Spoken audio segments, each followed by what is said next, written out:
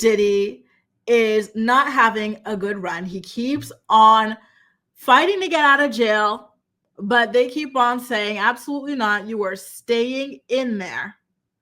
And he has finally said, okay, fine. But outside of him constantly trying to fight for bail, he was also trying to fight to prove, quote unquote, prove that cops are working with the press in order to tarnish his name.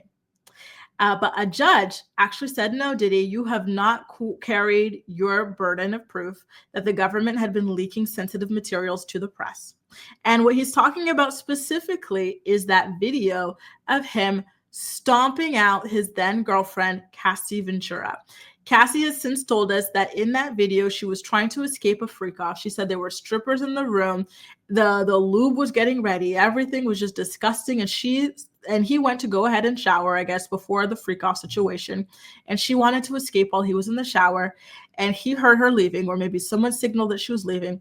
And he ran out to the hallway, chased after her, beat her, threw things at her, dragged her back into the room. Right? Diddy's saying, listen, the government put this out there. They're trying to ruin my case. Like, he's trying everything he can to get off on a technicality, but it didn't work. Okay.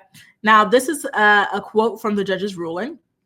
As to the Intercontinental Hotel video, Combs has not carried his burden to show that the government leaked it to CNN.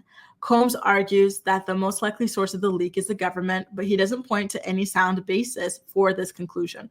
So as of right now, Diddy, you're staying in there. This case is not getting thrown out. It is going to continue on. And God willing, you will be sentenced to many lifetimes in jail. Every single possible lifetime you will have to serve in jail. So keep a close eye on this. I gotta say, I'm getting more and more nervous as Tony Busby and people like that come out, the ambulance chasers and like the bad actors. A lot of people don't seem to believe it, despite it happening very often. But there are a lot of people who look for moments like this to profit. Okay. There are people who will pretend to have cancer. There are people who will pretend to have all sorts of things, in order to get attention, notoriety, or whatever. There are people who will pretend. I don't know if you guys remember, but in about 2011 here in Paris, there was the Bataclan and a series of other shootings that took place in nightclubs, at the soccer match, all sorts of things. People were actual victims of this. People lost their lives. People lost family members. People lost friends. But per usual, there are a lot of people in this world with messed up heads. So there were people who came and pretended to have been victims as well. They faked that they got shot. They faked that that happened. And they benefited from certain grants and things that were set aside for actual true victims. Okay.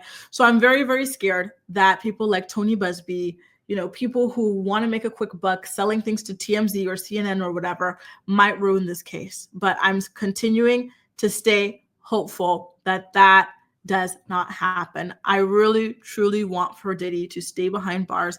I want for him to receive the maximum possible sentence. I really, really do. Okay. I'm seeing some more comments come through about the voting situation. So let me just go ahead and pop them up as I continue to drink my water. I'm done with the tea. So now I've got to go ahead and hydrate with some water. Okay. So Miss Sunshine to You says, Diddy did this to himself. Absolutely. He just had to sit there, eat his food, live rich, and he couldn't do that. He decided to go ahead and just ruin people's true lives, and it's disgusting. The only person known to have that video was Diddy. Diddy may have released that tape as an attempt to have the case thrown out. Listen, anything is possible. He was caught lying. Remember when there was a raid in his cell, and then he and his legal team, they retroactively wrote legal on a notepad that was seized during the raid to act as though the prosecutors purposely went through confidential files. This man is not above doing anything it takes to try and get himself out there. He's very desperate. And, they really have to cross their T's and dot their I's when it comes to this case. And so, again, I'm tired of the salaciousness surrounding this case. Let's keep it to what it is, The only person, I just read this video. Remember content creators called Lil Rod's Tyrone Blackburn as an ambulance chaser looking for a bag.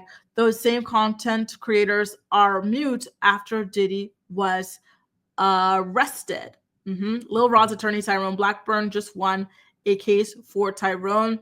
Listen, oh yeah, and I do remember that. I remember seeing a lot of the cases that Tyrone Blackburn was filing and everything like that. So, voila. Oh my goodness. Listen, keep your fingers crossed that this case sees it through, that he does not get off on a technicality. Okay.